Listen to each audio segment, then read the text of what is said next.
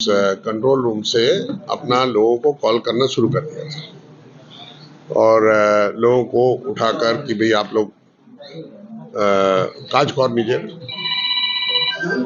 तो कि आप लोग पोलिंग बूथ पहुंचिए और जो लोग हमारे बाहर बैठने वाले लोग हैं कि भाई आप अपना जो समर्थन है, जो लोग हमारे लोग हैं उनको घर से निकालिए, जाकर लाइन पर लगे। अब ये शुरू था, अपना काम चल रहा है और अभी तक जो लास्ट फीडबैक मिला था उसमें 13.5% का वोटिंग हो चुका था 9 बजे तक। तो अभी आगे लूंगा मैं, अभी तो बज गए शायद। सर बोल रहे हैं कि अभी कुछ तक 11 जगहों बजे। पर सुना जा रहा है कि हाँ, कुछ कुछ छिटपुट घटनाएं घट रही हैं, छिटपुट घटनाएं घट रही हैं। यहाँ जहाँ पर मेरा पोलिंग एजेंट नहीं बैठ सका है वहां पर घट रही हैं, वहां पर घटनाएं घट रही हैं। पांडेश्वर में सुना गया है कि तोड़ भी हुआ है, मारपीट भी किया गया है जी। और जितेंद्र तिवारी गए थे तो उनको बाधा दी गई है। नहीं नहीं, ऐसा है कि जितेंद्र तिवारी बाय परमिशन गए हैं, उनको परमिशन है बकायदा और उनकी गाड़ी की परमिशन है, उसके बावजूद बंगाल की पुलिस ने उनको रोका है। ये अनर्थ है, we will take it up. आप लोग दावा कर रहे हैं कि 30 से ऊपर की सीट आएंगी बंगाल में और हाँ, पूरे देश में 400 सीट।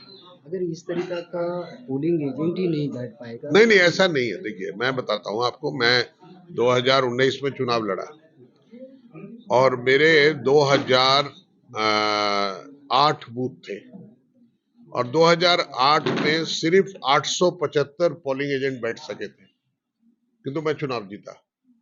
ऐसा नहीं है कि पोलिंग एजेंट नहीं बैठ सका है तो चुनाव हार जाता है, ये गलतफहमी है। मैं जहां पर मेरा पोलिंग एजेंट नहीं बैठा था वहां मैं नंबर 1 हुआ।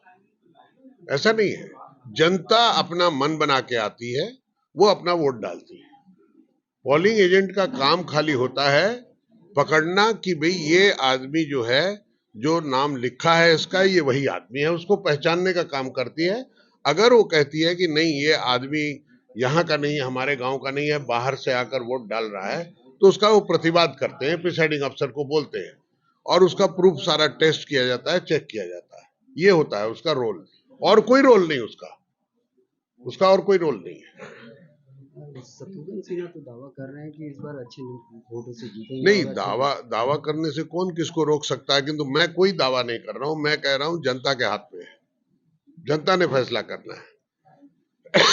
जनता फैसला करेगी। अगर मैंने लुटेरों के हाथ से जीतना है तो बात दूसरी है, उसी पर दावा कर रहे होंगे कि हमने इतना लूट लिया, उतना लूट लिया।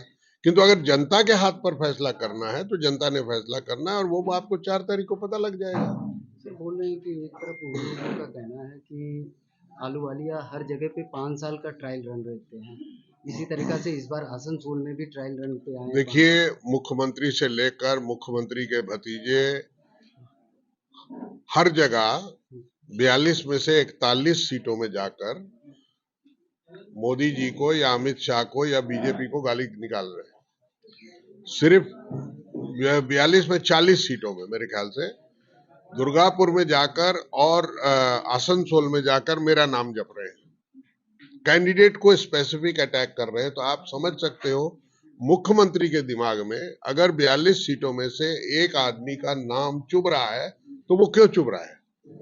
अगर मैं इग्नोर करने लायक होता तो इग्नोर करती है, अपने भाषण का 10 मिनट क्यों खराब करती है। मेरे पर भाषण दे रही है।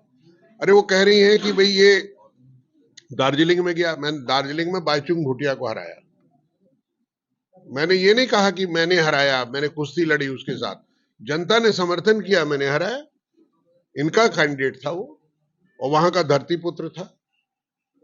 दूसरा, इनकी संघमित्रा ममताज, डॉक्टर संघमित्रा, ममताज संघमित्रा, वो 3.5 लाख वोट से हारी हुई हमारी सीट थी।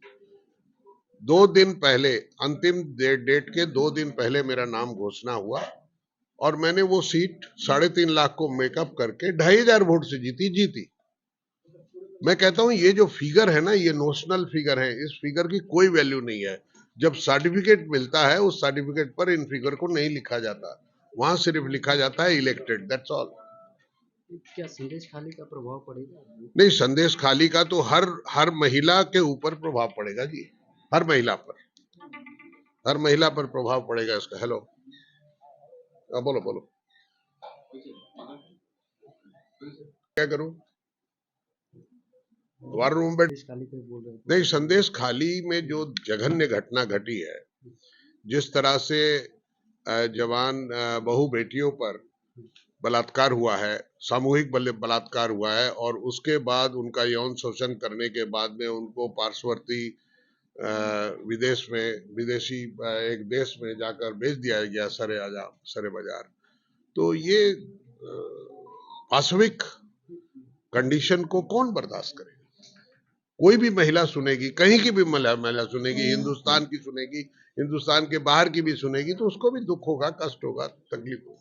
आखिरी सवाल सर, ये 1000 रुपया लक्की भंडार क्या काम कारगर होगा, और या फिर दिल्ली में जो केजरीवाल को रिहाई मिली है वो दिल्ली या पूरे देश में इम्पैक्ट पड़ेगा इस वोट? देखिए, जहां तक 1000 की बात है लक्की भंडार की, अभी कुछ दिन पहले इन्होंने गोवा में चुनाव लड़ा, और गोवा में टीएमसी ने, ममता बनर्जी ने एक मैनिफेस्टो जारी किया और उसमें कहा कि हम गोवा की महिलाओं को 5000 रुपया पर मंथ देंगे।